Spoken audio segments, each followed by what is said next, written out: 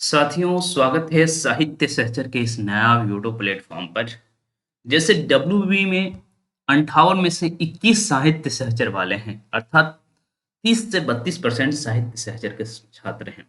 तो मैं चाहता हूं कि यदि कहीं हिंदी का एग्जाम हो, टीजीटी पीजीटी का एग्जाम हो, उसमें से साहित्य सहचर का इतना रिप्रेजेंटेशन तो हमेशा है, क्या उसमें जीएस पूछता हो या नहीं पूछता हो। ठीक है, तो चलिए उसी सिलसिले में हम आगे बढ़ते हैं और हिंदी का रिवीजन कर रहे हैं। डे 5वां है ना। और इसका सिलेबस आपको बताया जाएगा और आपको पता है कि भाई सिलेबस से पहले हम दो चीज देखते हैं। डे 4 का क्वेश्चन देखेंगे और टॉपर का नाम देखेंगे, उसके बाद हम सिलेबस की तरफ बढ़ेंगे। तो चलिए पहले क्वेश्चन देखते हैं। तो क्वेश्चन देखिए, ये है पहला क्वेश्चन। ये था, देखा जाए तो आसान ही क्वेश्चन था। निम्नलिखित में सत्य कथन है। ओके, सत्य कथन है, इसको देखने की कोशिश करिए क्या है सत्य। ओके, तो नंद और श्यामा लहरों के राजहंस के पात्र हैं। सुंदरी आषाढ़ का एक दिन का पात्र है। जगमोहन आधे अधूरे का पात्र है। अंडे के छिलके एक अंक का नाटक है। ऑब्वियस सी बात है, सिलेबस दिया गया था, उसमें बताया गया था कि नाटक सेक्शन से प्रश्न रहेगा। विशेष तौर पे कुछ नाटककारों का भी नाम आपको बताया गया था जो उस पेज के अंदर फॉल करता था। तो देखिए भाई, आप समझ रहे हैं, नंद और श्यामांग लहरों के राजहंस का पात्र है, ये बात सही है।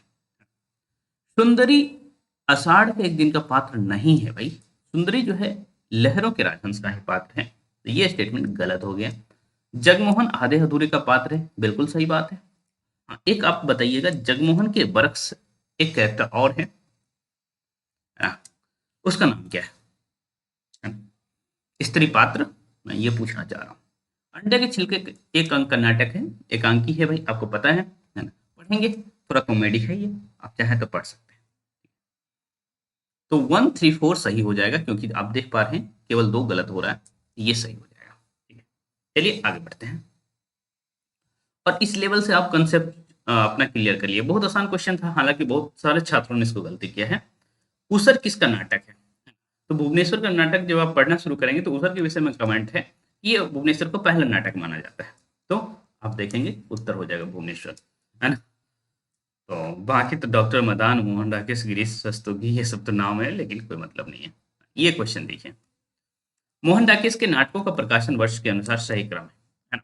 आप जानते हैं कि मोहन राकेश का जो पहला नाटक है आषाढ़ का एक दिन है। ठीक है, तो पहला 3 3 यहाँ दिख रहा है। ठीक है, और फिर उसके बाद है कि लहरों का राजहंस आता है, फिर 1969 में आप जानते हैं आधे अधूरे आता है। ठीक है, तो ऑब्वियस सी बात है 3 1 2 हो जाएगा। तो ये बहुत आसान प्रश्न था, ये देखा जाए तो। और ये प्रश्न आता है भाई, बहुत अच्छे से आप लोग इसको देखेंगे। ठीक, तो इस तरह से बहुत सारे प्रश्न नाटकों से पूछ लिया गया था। ओके, ये देख लीजिए, ये प्रश्न बहुत सारे छात्रों ने गलत किया है। देखिए कितने छात्रों ने सही किया, मात्र 23% छात्रों ने इसको सही किया है। ठीक है, देख लीजिए क्या इस मामले में ऐसा क्या था इस प्रश्न में कि मात्र 23% छात्रों ने सही किया है। कि कितने जो है सत्य कथन है, कितने पूछा गया है, कौन कौन नहीं पूछा गया है, कितने पे ध्यान देंगे आप लोग। हानुस नाटक चेक गणराज्य के एक लोक कथा पर आधारित है। हम लोग के बीए के सिलेबस में, बीएचयू के बीए के सिलेबस में हानुस लगा हुआ था। तो बहुत शानदार नाटक है। धर्म सत्ता का विरोध में नाटक है। ओके, भीष्म साहनी ने कबीर के जीवन पर आधारित कबीरा खरा बाजार में एक नाटक लिखा है। ठीक है, माधवी नाटक महाभारत की कथा पर आधारित है। भीष्म साहनी का जन्म 1925 में हुआ। तो देख लीजिए कौन कौन क्वेश्चन मतलब स्टेटमेंट गलत है। साथियों, ये स्टेटमेंट गलत है, पहला स्टेटमेंट गलत है ना। एक लोक कथा पर तो आधारित है, लेकिन चेक गणराज्य नहीं, चेकोस्लोवाकिया। ओके, तो ये स्टेटमेंट गलत है। विश्व साहनी ने कबीर के जीवन पर कबीर खराब बाजार में लिखा है, ये बात सही है। माधवी, इस पर एक मैंने आर्टिकल लिखा था और जिसका टॉपिक मैंने दिया था माधवी और रिफॉर्बिस्ट हीरोइन। ओके, तो आप समझ सकते हैं कि भाई ये जो है वास्तव में महाभारत की ही कथा पर आधारित है।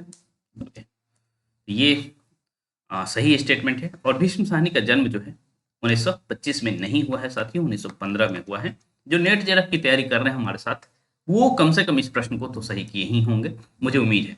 ओके, तो उन्हें बताया गया था ये सारी चीजें। तो आनुस नाटक ये गलत हो गया, ये सही हो गया, ये भी सही हो गया, और भीष्म साहनी का जन्म गलत हो गया। तो इस तरह से दो ही स्टेटमेंट सही हो रहा है और मात्र 23% छात्रों ने इसको सही किया है।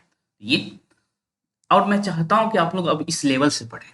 ओके, और अपने अंदर ऐसा कॉन्फिडेंस लाएं कि भाई इस तरह के प्रश्न को सही करेंगे, कितना हार्ड पूछेगा कोई। ओके, क्योंकि 13 जनवरी से लेकर के अब तक जो टेस्ट चल रहा था, ओके, उसमें आप फैक्ट्स को रट रहे थे, याद कर रहे थे। हाँ, वो जरूरी है, ऐसा कोई कहे कि जरूरी नहीं है, ये जरूरी है, फैक्ट्स को याद रखना बहुत जरूरी है। ठीक है, और उसके बाद आप इस तरह के प्रश्न करेंगे तो कौन गलत करवा सकता है। ठीक है, तो अभी आप लोग ट्रेनिंग मोड में हैं, लेकिन ये देखिएगा कि भाई इसका फायदा कैसे होता है एग्जाम में। ठीक, ये चौथा प्रश्न था। कुछ और प्रश्न देखते हैं हम लोग, जो कि अलग सेक्शन से हो। ये क्वेश्चन भी आप चाहें तो देख सकते हैं, देख लीजिए। निम्नलिखित में सत्य कथन है भाई, सत्य कथन है। ज्ञानदेव अग्निहोत्री ने नेफा की एक शाम नाटक में भारत पर पाकिस्तान के आक्रमण के समय की स्थिति का चित्रण किया है ना? ये स्टेटमेंट सही है कि नहीं? कैद हयात में सुरेंद्र वर्मा ने कबीर के जीवन को आधार बनाया है, ऐसा है। ठीक है, तो ये प्रश्न वास्तव में ये दोनों के दोनों गलत हैं, क्योंकि यहाँ जो भारत पर पाकिस्तान देख रहे हैं, यहाँ भारत पाकिस्तान नहीं, चीन है। ठीक है, और दूसरी बात, यहाँ जो कबीर देख रहे हैं, कबीर नहीं है, गालिब है। ठीक है, तो ये दोनों स्टेटमेंट गलत हो गया, तो कोई नहीं आपको उत्तर करना था। ठीक, तो ऐसे बहुत सारे प्रश्न हैं, मैंने सारा प्रश्न नहीं दिखा रहा हूँ मैं। ठीक, कुछ प्रश्न, ये प्रश्न, हाँ ये प्रश्न थोड़ा सा इसमें एरर है। ठीक है, इसीलिए मैं इसका डिस्कशन करूंगा। ओके, वास्तव में यहाँ जन्म की जगह साधना स्थल लिखना था मुझे, साधना स्थल, है ना? फिर क्वेश्चन पहले देख लेते हैं, कितने सत्य कथन है। ठीक है, कितने सत्य कथन। डोम्बिप्पा सिद्धों में सर्वश्रेष्ठ विद्वान थे, नहीं भाई, डोम्बिप्पा नहीं थे, है ना? डोम्बिप्पा का जन्म मगध में हुआ था, बात सही है। लुइपा के साधना से प्रभावित होकर दारिकप्पा नामक उनके एक राजा हुए, जो उनके शिष्य हो गए, ये भी बात सही है। कन्हप्पा का जन्म स्थान जो है बिहार के सोमपुरी नामक स्थान पर है, तो ये स्टेटमेंट गलत है। ठीक है, तो आप यदि देखेंगे तो इस हिसाब से कितना स्टेटमेंट सही होना चाहिए था, है ना? शुरुआत के दो गलत हो गए। अच्छा, यहाँ 1 2 3 4 लिखना था। ठीक, तो दो स्टेटमेंट गलत हो गए, तो दो सही होना चाहिए था। Okay, 1 minute. तो भाई जो पहला स्टेटमेंट है वो तो गलत हो गया, एक गलत हो गया, है ना? आपसे पूछा जा रहा है सत्य, तो पहला गलत। ओके, डोम्बिपा का जन्म मगध में हुआ, दूसरा सही। ओके, लिपा के साधना से प्रभावित होकर तरिकप्पा नामक एक राजा जो थे, उड़ीसा के थे, वो शिष्य हो गए थे उनके, तो ये भी बात सही है, तीसरा सही। और चौथा जो है वो गलत है, चौथा स्टेटमेंट गलत है। इस तरह से दो ही सही होगा, है ना? लेकिन मैंने इसको मार्क किया था, 3 मार्क कर दिया था। ठीक है, हालांकि बाद में इसको मैंने एडिट कर दिया है, इसको आप लोग जब नया टेस्ट देंगे तो एडिटेड है। ठीक है, तो यहाँ 3 नहीं होना चाहिए था, 2 ही होना चाहिए था। ठीक है, यही सही होगा। ठीक, क्योंकि जन्म स्थान नहीं, जन्म स्थान कन्हप्पा का जन्म स्थान कहाँ है? क से कन्हप्पा, क से कर्नाटक। ठीक है, तो ये बात ध्यान रखेंगे। ठीक है, ये मार्किंग गलत था। चलिए आगे बढ़ते हैं। ये भी, इसमें भी दिक्कत थी, है ना? इसमें जो है जिंदत सुधी नहीं अब्दुल रहमान होगा, तो ये तो बहुत बहुत सिंपल प्रश्न था, है ना? तो खैर, आगे बढ़ते हैं हम लोग, है ना? कुछ प्रश्न और देख लेते हैं। ये प्रश्न देख लीजिए, मान लीजिए 18 नंबर का प्रश्न देखिए। निम्नलिखित में सत्य कथन नहीं है। ओके, आप कहेंगे कि पूरा प्रश्न आप कहे नहीं दिखा रहे, तो भाई जो हमसे जुड़े हुए स्टूडेंट हैं, उन्होंने मात्र मात्र 101 पे किया है इस टेस्ट के लिए। ठीक है, तो आप लोग भी चाहें तो इस टेस्ट से जुड़ सकते हैं। ठीक है, 45 दिन लगातार चलेगा, लगातार बिल्कुल चलने वाला है ये। ओके, और हम लोग पढ़ेंगे भी, रिवीजन भी करेंगे, सब कुछ करेंगे। ठीक है, ये काम चलता रहेगा, और 45 दिनों में देखिएगा आप ट्रांसफॉर्म्ड है ना? किसी भी पीजीटी का एग्जाम दे रहे हैं, टीजीटी का एग्जाम दे रहे हैं, आपका सिलेक्शन होना तो होना है। ठीक है, इसके लिए क्या करना है, साहित्य सहचर ऐप डाउनलोड करना है, टेस्ट वाले टैब में जाना है, और वहाँ देखेंगे कि 45 डेज का जो टेस्ट सीरीज है वो लिस्टेड है, वहाँ आप इनरोल कर सकते हैं। ठीक है, चलिए, निम्नलिखित में सत्य कथन नहीं है। ओके, गौरव तथा जालंधर का नाम सिद्ध और नाथ दोनों में आता है ना? ठीक है, ये बात सही है। गौरव वाणी में कुल 14 ग्रंथों का संकलन है, ये भी बात सही है। पीताम्बर दत्त बर्तवाल ने गौरव का समय जो है कब माना है? 14वीं शताब्दी माना है, ये बात गलत है, क्योंकि 11वीं शताब्दी माना है। ठीक है, तो इस तरह से देखेंगे, केवल थर्ड जो है गलत है, बाकी दोनों सही था, तो आपको केवल थर्ड सेलेक्ट करना था। ठीक है, चलिए हम कुछ और प्रश्नों की तरफ चले। ये देख लीजिए, ये प्रश्न देखिए क्या है। इसको इतना कम क्यों सही किया है लोगों ने, है ना? निम्नलिखित में कितने कथन सत्य हैं? कितने पूछा गया है? ओके, मात्र 8% छात्रों ने सही किया। देख लीजिए, बौद्धों की हीनयान शाखा से नाथ पंथ का विकास हुआ। नहीं, हीनयान नहीं, वज्रयान। ठीक है, सिद्धों और नाथों दोनों का जो है विकास वज्रयान से ही हुआ है। ठीक है, जब सिद्ध पहले वज्रयान से निकला, फिर उसके बाद उसी में से कुछ लोग जो है नाथ पंथ की ओर गए। ठीक है, इसीलिए आपने पिछले क्वेश्चन में देखा था, गोरख चरपट जालंधर ये सभी सिद्ध ही थे, बाद में नाथ भी थे। जानते हैं। सिद्धों को अवधूत संप्रदाय भी कहा जाता है। नहीं, सिद्धों को नहीं कहा जाता है साथियों, जो है आप जानते हैं नाथों को अवधूत कहा जाता है। आचार्य प्रसाद द्विवेदी ने अवधूत कहा। मत्स्य मच्छंदर नाथ कह लीजिए, है ना, द्वारा गोरखनाथ के सॉरी मच्छंदर नाथ गोरखनाथ के गुरु थे। ये बात सही है। रामचंद्र शुक्ल ने गोरखनाथ को अपने युग के सबसे बड़े नेता कहा है। नहीं, रामचंद्र शुक्ल ने देखिए, नाथ पंथियों के विषय में और सिद्धों के विषय में जो है रामचंद्र शुक्ल जी का पॉजिटिव स्टेटमेंट नहीं हो सकता, ये आप जानते हैं। तो यहाँ ये जो है, यहाँ आचार्य प्रसाद द्विवेदी जी, ठीक है, आचार्य प्रसाद द्विवेदी जी होगा। तो एक तरह से देख लीजिए भाई, कितने सही हुआ, केवल और केवल जो थर्ड स्टेटमेंट है वही सही है। तो केवल एक सही होता है। ठीक है, कितने पूछा गया था ना आपसे, केवल एक स्टेटमेंट सही है। ठीक, आगे चलते हैं हम लोग, है ना। कल जो है हाँ, व्याकरण के जो प्रश्न थे कुछ आसान भी थे। मीना ने कहा है कि सर इसको देख लीजिएगा, तो चलिए मीना के बातों को ध्यान में रखते हुए इसको देख लेते हैं। देखिए, विद्यार्थीगण गलत लिखा हुआ है, शुद्ध है ना, आपसे पूछा गया है। सकुशल पूर्वक ये भी गलत लिखा है, और योगी राज भी गलत है। अब ये सब कैसे गलत है ना? जब समूहवाचक का चित्रण होने लगे तो आप समझ लीजिए कि भाई जो गण लगा हुआ उससे पहले विद्यार्थी में जो थी है ना, वो हर्षी हो जाएगा। ऐसे ही योगी राज का हर्षी हो जाएगा। सानंद केवल सही था। ठीक है, तो एक ही केवल सही होगा।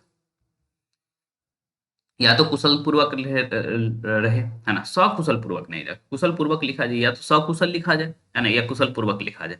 दो बात होना चाहिए, सकुशल पूर्वक, है ना, नहीं होना चाहिए। ठीक है, इस तरह से इसमें जो आप देख पा रहे हैं शुद्ध नहीं है, सभी के सभी शुद्ध नहीं है। यहाँ सभी का जो है चांद का प्रयोग होता है। ठीक है,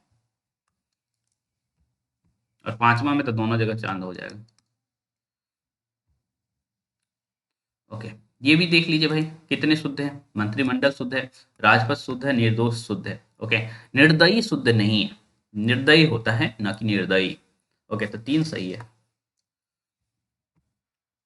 अब देखिए भाई, वंदना ने इसमें वॉइस किया है, ये अच्छी बात है। शिवम, शिवम वास्तव में ये है राधा रानी, है ना। ये नेट वाले बैच से में भी टेस्ट के लिए जुड़ी हैं, और इधर भी, और काफी अच्छा कर रही है, मुझे बहुत अच्छा लगता है। रुस्तम बिस्लाई हैं, आयुषी भी बिस्लाई हैं, और साधना। लड़कों तुम लोग कहाँ हो भाई? यहाँ देखिए, है ना, कल के अखबार में आवेगा कि भाई लड़कियों ने मारी बाजी, है ना, तो इसीलिए लड़कियां बाजी मार रही हैं। ओके, टॉप 5 लड़कियों का कब्जा। ठीक है, इवन नीचे देखता हूँ, इसके नीचे कौन है, रुपेश जी हैं, कल के टॉपर यहाँ पहुंच गए हैं। ठीक है, ये मुस्कान है, मंजू है। तो ज्यादातर देखेंगे कि आप इसमें लड़कियां हैं, ये अच्छी बात है। ओके, तो अब मत कहिए लड़कियां क्यों आ गए, क्योंकि वो पढ़ रही हैं, तो लड़कों आप लोग भी पढ़ लो। चलिए, अब चलते हैं सिलेबस की तरफ। ओके, और यह टेस्ट कब होगा ये भी जान लीजिए, क्योंकि आज शनिवार है, और शनिवार और रविवार को हम लोग कोई भी काम नहीं करते हैं, रिवीजन का काम करते हैं। ठीक है, तो आप लोग भी रिवीजन मोड में आ जाइएगा।